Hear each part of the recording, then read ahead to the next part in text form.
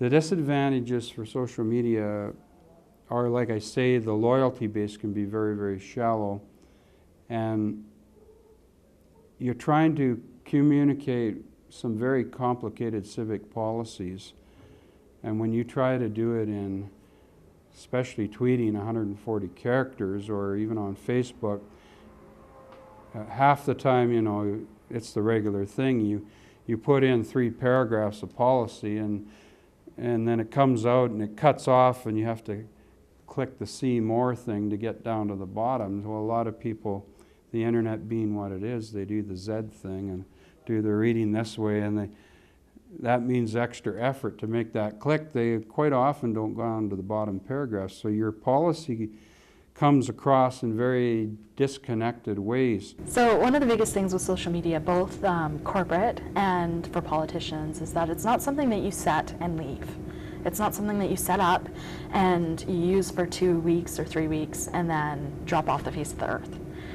It's something that you really build at and you work at and you stay current with the different technologies and different things that are, you know, trends in social media. And like I said, that can be very time consuming and overwhelming for some politicians or companies for that matter, because they think that it's something that they want to get the word out about something and they're just going to blast it out and then leave it.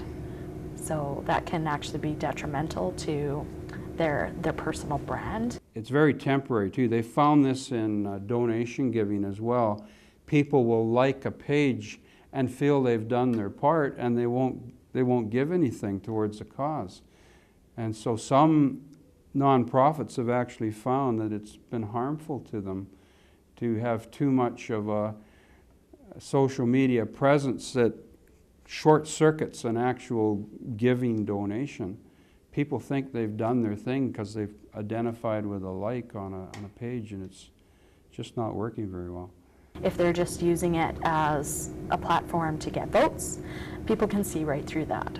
They really want to hear from their politicians in a very genuine way, because what can happen is there could be a lot of repetition or, you know, canned responses to things that people really do pick up on in the end. And if they're not willing to confront issues directly, can also be something that would be negative towards having that platform. The downside, of course, is saying something in the wrong way, in an incomplete way, and getting people totally misunderstanding what you're doing. What can happen sometimes with social media is if you have an individual who's very strong and has very strong opinions, it can make them seem a little disattached from making good decisions for everybody. It can create a bit of a silo effect, whereas really one of the most important things as a politician is to work as a team.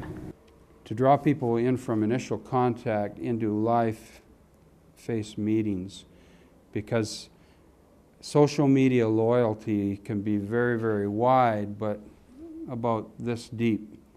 It's just like a person that has 20,000 likes on his page. Well, has all these likes, but he can be one of the loneliest people, you know, in the city, because that kind of interaction is very shallow.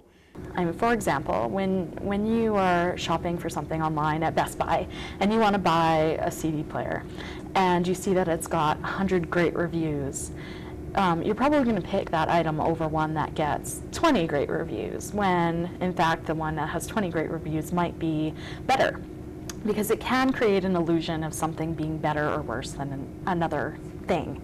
So if you hear from a politician, for example, that, you know, a C-train line is going up in the Northwest and it's a great thing for the community, and, you know, you hear what's happening from their perspective, and you may trust them and believe that that is the best option, when in fact you're not hearing all the other people who live in that community, what their thoughts are on it, and you may not be getting all of the information that you need because you're following one person's perspective on that particular issue or item.